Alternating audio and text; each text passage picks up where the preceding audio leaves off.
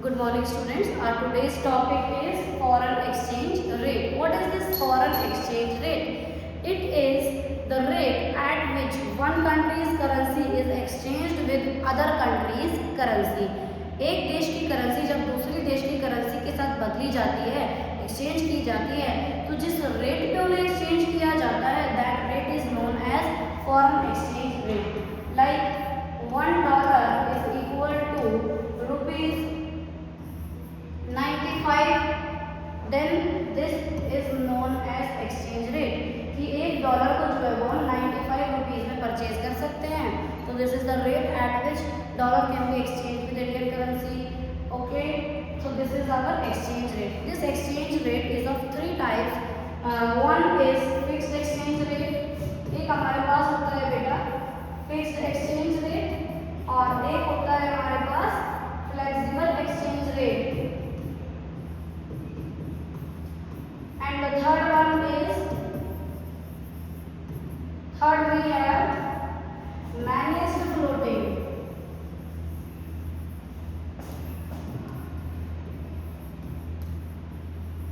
Third क्या है हमारे पास मैनेज्ड फ्लोटिंग.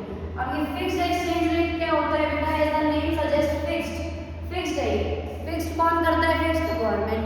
तो the exchange rate which is determined by the government, which is fixed by the government, is known as fixed exchange rate. Okay, and then flexible. What is this flexible exchange rate? Flexible जो होता है जो market forces पर depend करता है.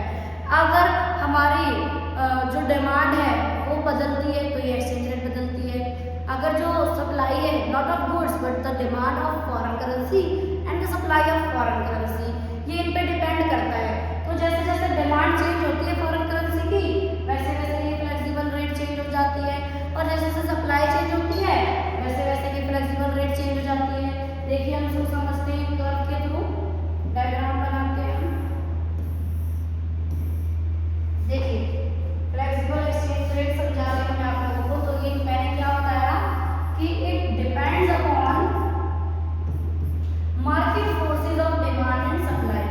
तो demand और supply की बात कर रहे हैं, demand and supply of foreign exchange. Foreign exchange को हम शॉर्ट में फॉरेक्स भी बोलते हैं. Okay, and here we are put exchange rate. तो अभी प्रीवियस में हमने क्या पढ़ा था फिक्स्ड में कि गवर्नमेंट ने डिसाइड किया है, लेकिन यहाँ पर क्या है, गवर्नमेंट डिसाइड नहीं कर रही है, मार्केट फोर्सेस डिसाइड कर रही है डिमांड और सप्लाई की. तो डिमांड अपवर्ड जाता है कर्व एंड सप्लाई डाउनवर्ड जाता है कर्व. सॉरी, डिमांड कर्व जो है वो डाउनवर्ड जाता है और सप्लाई कर्व जो है वो अपवर्ड जाता है.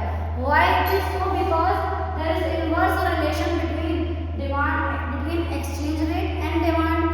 यही ध्यान रखना, मैंने पहले क्या बोला? एक्सचेंज रेट, फिर मैंने क्या बोला है? डिमांड. तो there is an inverse relation between exchange rate and demand. If I tell you demand and exchange rate, then there will be no inverse relation. Exchange rate first, then the effect of demand, effect of exchange rate on demand, then it is the inverse relation. So that is why the demand curve is downward sloping. Now if we talk about supply curve, supply has positive relation. If exchange rate increase, supply increase.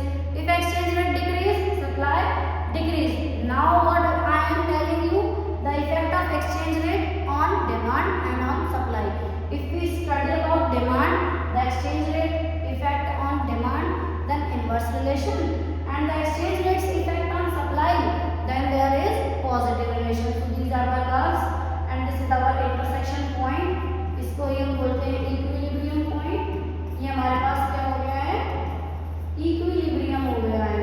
Then इस equilibrium के parallel to इस line पर जहाँ हम जाएंगे वहाँ हमारी exchange rate जो होगी वो हम डिटरमाइन कर देंगे.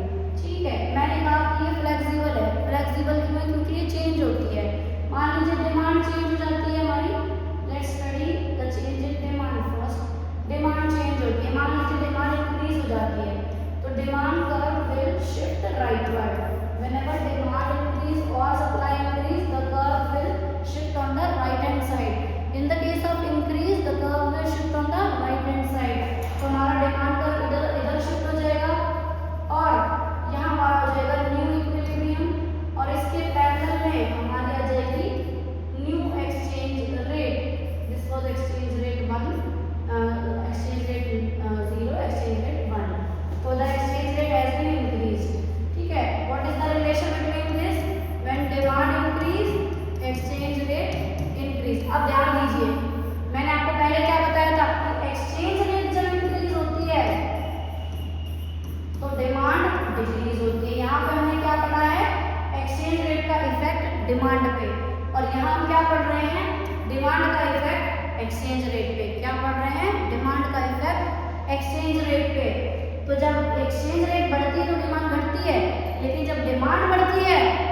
एक्सचेंज रेट बढ़ती है। ठीक है, now suppose demand curve shifts backward, demand जो है हमारी डिक्रीज हो जाती है, तो जब डिमांड डिक्रीज होगी तो हमारा कर्व जो होगा वो हमारा लेफ्ट हैंड साइड पे शिफ्ट हो जाएगा। कर्व कहाँ शिफ्ट हो जाएगा, हमारा लेफ्ट हैंड साइड पे शिफ्ट हो जाएगा। तो हमारा कर्व आ गया है इधर, ये हो गया है D2 D2। Next demand curve, अब इक्विलिब्रियम देखेंगे, अगर सप्लाई और डिमांड का कहाँ आ रहा है, इस पॉइंट पर, तो आप देखेंगे कि ये हमारा हो गया new equilibrium E2, exchange rate fall होके R2 पर आ गई है यहाँ पे। ठीक है, तो when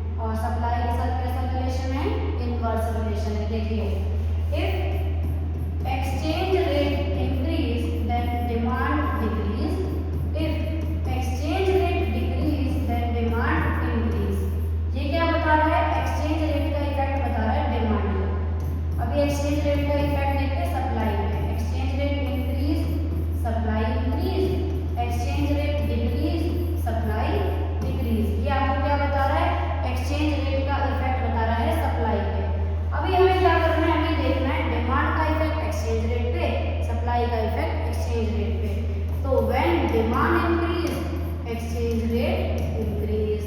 When demand decrease, exchange rate decrease. Now with supply, if supply increase, exchange rate decrease. If supply decrease, exchange rate increase. Can you see now? Is it clear? देखिए यहाँ पे क्या है, पॉजिटिव रिलेशन है क्योंकि exchange rate का effect supply पर देखा गया है, और यहाँ पर इनवर्स रिलेशन है क्योंकि सप्लाई का इफेक्ट एक्सचेंज रेट पर देखा गया है। यहाँ देखिए नेगेटिव इनवर्स रिलेशन है क्योंकि एक्सचेंज रेट का इफेक्ट डिमांड पे देखा गया है। यहाँ पॉजिटिव रिलेशन है क्योंकि डिमांड का इफेक्ट एक्सचेंज रेट पे देखा गया है। आ रही बात समझ में? चलिए, if this exchange rate increase, अगर ये एक्सचेंज रेट इंक्रीज होती है तो इसका क्या मतलब होता है? इफ एक्सचेंज रेट जो है वो इंक्रीज हो जाती है तो इसका क्या मतलब है? डॉलर पे इसका क्या इफेक्ट पड़ रहा है और इंडियन करेंसी पे इसका क्या इफेक्ट पड़ रहा है? तो डॉलर तो हो रहा है एप्रिशिएट, डॉलर क्या हो रहा है? एप्रिशिएट हो रहा है, लेकिन इंडियन करेंसी क्या हो रही है? डेप्रिशिएट हो रही है। डॉलर क्या हो रहा है? एप्रिशिएट हो रहा है, इंडियन करेंसी क्या हो रही है? डेप्रिशिएट हो रही है। कब? जब एक्सचेंज रेट बढ़ती है। एक्सचेंज रेट बढ़ना मतलब डॉलर का महंगा हो जाना। डॉलर का महंगा होने का क्या मतलब है कि डॉलर की वैल्यू बढ़ रही है, और डॉलर की वैल्यू बढ़ती है तो इंडियन करेंसी की वैल्यू उसके ऑपोजिट में घटती है, तो इंडियन करेंसी क्या हो गई है? वो डेप्रिशिएट हो गई है। देखिए एग्जांपल देखते हैं कि पहले एक डॉलर मान लीजिए कि 80 रुपीज़ का आता था, अभी एक डॉलर जो है वो 95 रुपीज़ का हो गया। तो इसमें क्या हुआ है बेटा? डॉलर पहले सस्ता था, महंगा हो गया, तो डॉलर तो हो गया एप्रिशिएट, डॉलर की वैल्यू क्या हो गई? बढ़ गई। लेकिन अब अगर हम इंडियन करेंसी से हम डॉलर को खरीदेंगे तो देखो कि एक इंडियन रुपी पहले केस में 1/80 डॉलर के बराबर था, और दूसरे केस में 1 इंडियन रुपी 1/95 डॉलर के बराबर हो गया। And denominator is greater than the value comes smaller. It means कि डॉलर के अप्रिशिएट होने पर इंडियन करेंसी क्या हो रही है? डेप्रिशिएट हो रही है। इंडियन करेंसी की वैल्यू क्या हो रही है? फॉल हो रही है। Now consider the next case. What would happen if exchange rate decrease? अगर एक्सचेंज रेट जो हो रही है वो डिक्रीज हो रही है तो इसका इफेक्ट डॉलर पे क्या पड़ता है और इंडियन रुपी पे क्या पड़ता है? अब डॉलर तो हो गया है डेप्रिशिएट क्योंकि डॉलर परचेज करने की जो रेट है वो घट गई है, और इंडियन करेंसी क्या हो गई है? एप्रिशिएट। पहले एक डॉलर जो है मान लीजिए 95 रुपीज़ का था, और अब एक डॉलर जो है मान लीजिए वो 80 रुपीज़ का हो जाता है। तो ऐसे केस में क्या है? यहाँ पे देखिए पहले ज़्यादा पैसे देने पड़ते थे, अब कम देने पड़ते हैं, मतलब डॉलर क्या हो गया? डेप्रिशिएट हो गया। अब इंडियन रुपी देंगे तो 1 इंडियन रुपी किसके बराबर होगा? 1/95 डॉलर के बराबर होगा। अभी 1 इंडियन रुपी किसके बराबर होगा?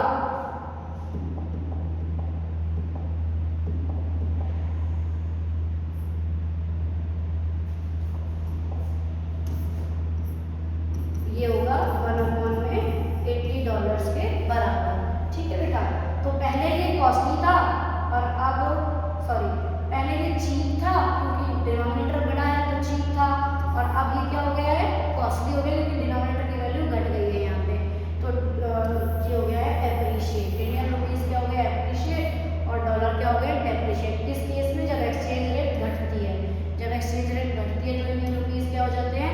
एप्रिशिएट, और जब एक्सचेंज रेट बढ़ती है तो इंडियन रुपीज़ क्या हो जाते हैं? डेप्रिशिएट। अब ये एप्रिसिएशन और डेप्रिसिएशन का इफेक्ट जो है वो हमारी कंट्री पे कैसे पड़ता है बेटा? देखिए, जब हमारी करेंसी डेप्रिशिएट होती है तो ऐसी सिचुएशन में दूसरे देश से लोगों को यहाँ से सामान खरीदना सस्ता पड़ता है, तो हमारे जो एक्सपोर्ट्स है वो बढ़ जाते हैं, और एक्सपोर्ट्स बढ़ने की वजह से हमारी नेशनल इनकम बढ़ जाती है, और हमारे जो इम्पोर्ट्स होते हैं वो घट जाते हैं। लेकिन जब इंडियन रुपी एप्रिशिएट होता है, इंडियन रुपी की वैल्यू बढ़ जाती है तो इसका ऑपोजिट हो जाता है। कैसे ऑपोजिट हो जाता है बेटा? कि हमारे जो एक्सपोर्ट्स है अब वो घट जाते हैं और नेशनल इनकम घट जाती है, और जो इम्पोर्ट्स है वो हमारे बढ़ जाते हैं। ठीक है, इस इससे क्या होता है, फॉरेन करेंसी का स्टॉक हमारा बाहर जाने लग जाता है धीरे धीरे। लेकिन जब हमारी करेंसी डेप्रिशिएट होती है तो फॉरेन करेंसी का स्टॉक आता है हमारे पास, ठीक है। तो आपको मैं समझाती हूँ कि गवर्नमेंट फिक्स्ड क्यों रखती है। गवर्नमेंट जी को हमने डेप्रिसिएशन एप्रिसिएशन पढ़ा ना, अभी हमने एक पढ़ा था कि फिक्स्ड एक्सचेंज रेट होती है। तो जब फिक्स्ड एक्सचेंज रेट होती है बेटा हमारे पास, तो इसमें एक्सचेंज रेट जो होती है ये हमारी डिमांड, ये हमारी सप्लाई है और ये हमारी डिमांड कर्व है, y एक्सिस x एक्सिस, और ये हमारे पास यहाँ पे demand and supply of foreign currency को रिप्रेजेंट करेंगे और यहाँ पे हम एक्सचेंज रेट को रिप्रेजेंट करेंगे, ठीक है। तो नॉर्मली फ्लेक्सिबल में यहाँ डिटरमाइन होती है हमारी एक्सचेंज रेट, लेकिन फिक्स्ड के केस में government can determine it here and even here also. Sometime can be on equilibrium as well, it's government's decision कि वो इक्विलिब्रियम पे रखें, इक्विलिब्रियम से ऊपर रखें, इक्विलिब्रियम से नीचे रखें, ठीक है। अभी जैसे एप्रिसिएशन और डेप्रिसिएशन हुआ था ना बेटा, तो ऐसे ही इस केस में भी करेंसी की वैल्यू घटती भी है और बढ़ती भी है। जब करेंसी की वैल्यू घटती है तो उसे हम डीवैल्यूएशन कहते हैं, और जब करेंसी की वैल्यू बढ़ती है तो उसे हम रीवैल्यूएशन कहते हैं। समझिए कैसे, देखिए ये एक्सचेंज रेट है, तो as per the rule, market के रूल के अकॉर्डिंग यहाँ पर रेट डिसाइड होनी चाहिए थी, लेकिन मान लीजिए कि गवर्नमेंट ने रेट यहाँ पर डिसाइड किया अपर देन द इक्विलिब्रियम डिसाइड किए। तो जब अपर देन द इक्विलिब्रियम है तो ये क्या है, रेट कौन सी रेट बढ़ी है, ये फॉरेन एक्सचेंज रेट बढ़ी। इसका मतलब फॉरेन करेंसी का हो रहा है एप्रिसिएशन, लेकिन इंडियन करेंसी क्या हो रही है, डीवैल्यूएशन हो रही है। वैसे हम डेप्रिसिएशन कहते हैं इसको, फ्लेक्सिबल में हम क्या कहते हैं, डेप्रिसिएशन कहते हैं। लेकिन यहाँ पे जब फॉरेन एक्सचेंज रेट बढ़ेगी तो इंडियन करेंसी का डेप्रिसिएशन नहीं मानेंगे हम, यहाँ पे हम टर्म यूज करेंगे डीवैल्यूएशन, क्योंकि ये मार्केट सिचुएशन की वजह से नहीं हुई है, ये गवर्नमेंट के डिसीजन की वजह से हुई है। तो इसे हम क्या कहते हैं, डीवैल्यूएशन कहते हैं। अब गवर्नमेंट डीवैल्यूएशन क्यों करती है बेटा, बेसिकली गवर्नमेंट डीवैल्यूएशन जो होता है, जो बेसिकली डेवलपिंग इकोनॉमीज होती है ना, वहाँ की गवर्नमेंट डीवैल्यूएशन को ज़्यादा ऑप्ट करती है। क्यों? क्योंकि डीवैल्यूएशन करने से उनके एक्सपोर्ट्स बढ़ते हैं, क्योंकि जब हमारी करेंसी सस्ती पड़ती है दूसरे देश के लोगों को तो वो यहाँ से सामान खरीदना पसंद करते हैं, उसके बदले हमारे एक्सपोर्ट क्या होंगे, बढ़ जाएंगे। तो हमारा डीवैल्यूएशन करने की वजह से हमारे एक्सपोर्ट्स जो होते हैं वो इंक्रीज होने लग जाते हैं, इससे हमारी नेशनल इनकम बढ़ती है और इंपोर्ट्स घट जाते हैं। और ऐसा करने से जो डेवलपिंग नेशंस होते हैं वो डेवलपमेंट के पाथ पर और आगे बढ़ते हैं, तो इसलिए वो डीवैल्यूएशन करना पसंद करते हैं। This is why the government does devaluation. अब देखिए क्योंकि डीवैल्यूएशन किया गया है तो इसकी वजह से यहाँ पे गैप आ जाता है डिमांड और सप्लाई के बीच में, डिमांड और सप्लाई बराबर नहीं होते हैं। तो आरबीआई जो होता है वो अपने एक्शंस के थ्रू इन्हें बैलेंस्ड रखता है। कैसे रखता है, देखिए अब सप्लाई ज़्यादा है और डिमांड कम है, तो आरबीआई क्या करता है, क्योंकि डिमांड कम है, जनता डिमांड नहीं कर रही, तो आरबीआई खुद डिमांड कर लेता है। जो करेंसी का सप्लाई आ रहा है ना फॉरेन करेंसी का, उसे आरबीआई ही परचेज कर लेता है। ऐसा करने से डिमांड और सप्लाई बैलेंस हो जाते हैं। लेकिन इक्विलिब्रियम में वैसे नहीं आए थे, तो सरकार लाई थी इक्विलिब्रियम में एक अपर रेट पे, लोअर रेट पे तो नॉर्मल हम जनता की तरह डिमांड कर रही है उस पर बेचते। अभी जनता डिमांड नहीं कर रही थी, देश की डिमांड नहीं हो रही थी फॉरेन करेंसी की, तो आरबीआई ने उस डिमांड को मीट करने के लिए, उस जो सप्लाई आ रही है सप्लाई को पूरा कर देने के लिए कि ये पूरा का पूरा सप्लाई यूटिलाइज हो जाए, तो उसकी डिमांड क्रिएट करती है और उस फॉरेन करेंसी को वो परचेज कर लेते हैं। और परचेज करके उसे रखते कहाँ हैं, उसे रखते हैं ऑफिशियल रिजर्व में। बीओ की चैप्टर जब आप पढ़ोगे तो वहाँ ये हम समझेंगे, ठीक है। तो उसे रखा जाता है ऑफिशियल रिजर्व में खरीदने के बाद। अब मान लीजिए एक्सचेंज रेट जो है वो यहाँ पे डिटरमाइन की गई है, तो ऐसी सिचुएशन में फॉरेन करेंसी की जो रेट है वो घट गई है, मतलब फॉरेन करेंसी घट गई, फॉरेन करेंसी की वैल्यू घट गई, मतलब इंडियन करेंसी की वैल्यू बढ़ गई। तो इसको तो हम डीवैल्यूएशन का नाम दे रहे थे और फ्लेक्सिबल में इसे हम डेप्रिसिएशन का नाम दे रहे थे। अभी फ्लेक्सिबल में ये होता है एप्रिसिएशन, लेकिन यहाँ हम इसको क्या नाम देंगे, रीवैल्यूएशन।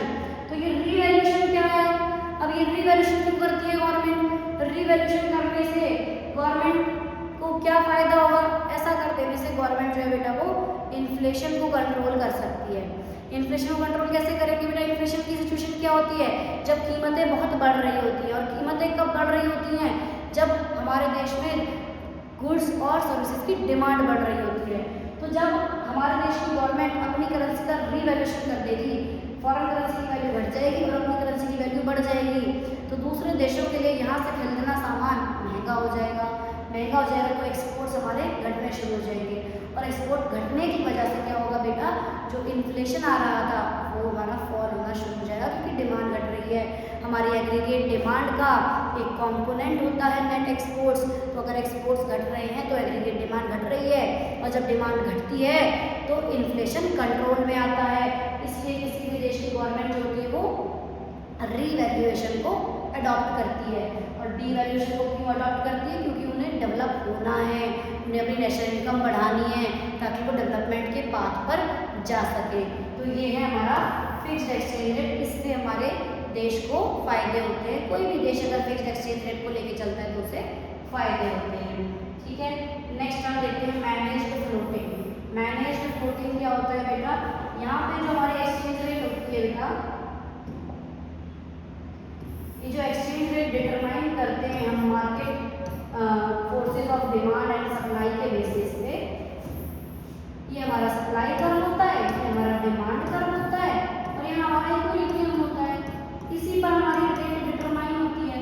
ठीक है, लेकिन क्योंकि ये मैनेज्ड फ्लोटिंग नाम मैंने दिया आपको, ये जो होता है ये फिक्स्ड